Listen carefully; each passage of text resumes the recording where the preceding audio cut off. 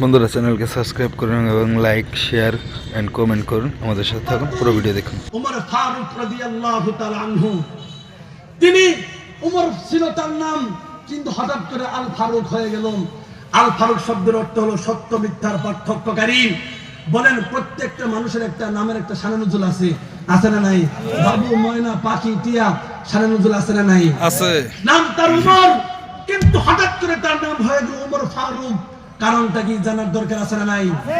দুই ব্যক্তি ঝগড়া লাগছে, এই ঝগড়া মীমাংসা করার জন্য বিচার নিয়ে গেছে আল্লাহ রাসূলের কাছে।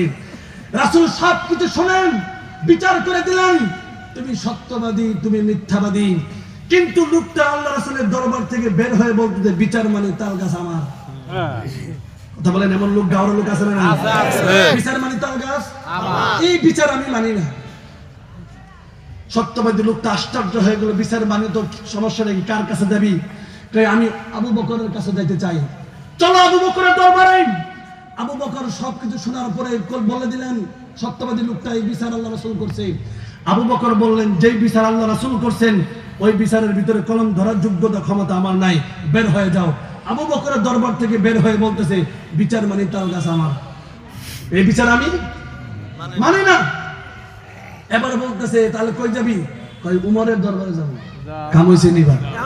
কথা বলেন, কাম হইছে। উমরের দরবারে গেলাম, উমর সব কিছু শুনলেন।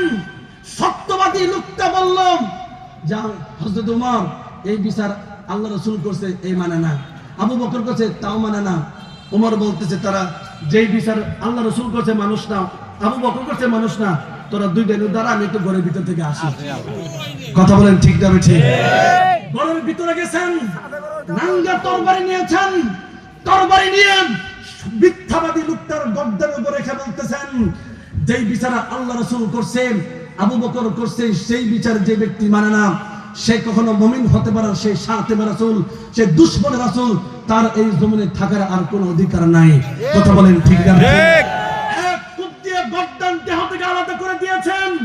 সত্যবাদী লোকটা দৌড়াতে দৌড়াতে আল্লাহ রাসূলের দরবারে গেছে, গিয়ে বলতে, ইয়া রাসূলুল্লাহ, বিচার তো করে দিয়েছেন। ওই ব্যক্তি তো মানে নাই। শেষ মুহূর্তে আমরা উমরের দরবারে গেছি, উমর তো খতম করে দিয়েছে, উমর তো কিচ্ছা খতম করে দিয়েছে। কি করছে? গর্দান উড়াই দিয়েছে। ইয়া রাসূলুল্লাহ, আমারেও মারতো, আমি দৌড়ে চলে আসছি। কথা বুঝেন নাই? মুহতারাম হাজিরিন, রাসূল চিন্তা করলেন, উমর একজন মুমিনকে মারতে পারলো, কিন্তু আল্লাহ পাক রব্বুল আলামিন আসমান থেকে সবকিছু দেখলেন, সবকিছু শুনলেন। আল্লাহ পাক রব্বুল আলামিন নিজের কসম খায় তিনি আয়াত নাযিল করলেন, উমর যে কাজটা করেছে সঠিক কাজ করেছে, কোন মুমিনকে উমর মারে নাই। কথা বলেন, ঠিক না ঠিক? হালা ওয়া রাব্বিকা, নাম আপনার রবের কসম, আপনার রবের কসম, লা ইউমিনুনা হাত্তা ইউহাক্কিমুকা ফীমা শাজারা বাইনাহুম, ওই ব্যক্তি কখনো মুমিন হতে পারবে না ততক্ষণ পর্যন্ত পরস্পরের ঝগড়ার মাঝে মীমাংসার জন্য আপনাকে বিচারক হিসেবে না মানবে। কথা বলেন, ঠিক না ঠিক? শুধু বিচারক হিসেবে মানলে হবে না, সুম্মা লা ইয়াজিদু ফি আনফুসিহিম হারাজাম মিম্মা কাদাইতা ওয়া ইসাল্লিমু তাসলিমা। ইয়া রাসূলুল্লাহ, আপনি যে বিচার করে দিবেন সেই বিচার সম্পর্কে কোনো ধরনের কণ্ঠাবোধ থাকা যাবে না। ওই সাল্লিমু তাসলিমা, সেই বিচারকে স্বতঃস্ফূর্তভাবে মানতে হবে। কেবলমাত্র সবেমাত্র সেই মুমিন, এছাড়া সেই মুমিন হতে পারবে না। কথা বলেন, ঠিক না ঠিক? মুহতারাম হাজিরিন, সেই দিন থেকে উমরের নাম হলো উমর ফারুক। আল ফারুক, সত্য মিথ্যার পার্থক্যকারী। আয়াতের মাধ্যমে কি বুঝলেন?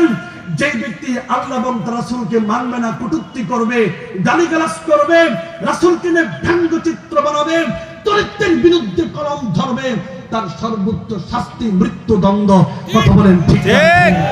মুহতারাম হাজিরিন, তারা ছিল আশিক রাসূল।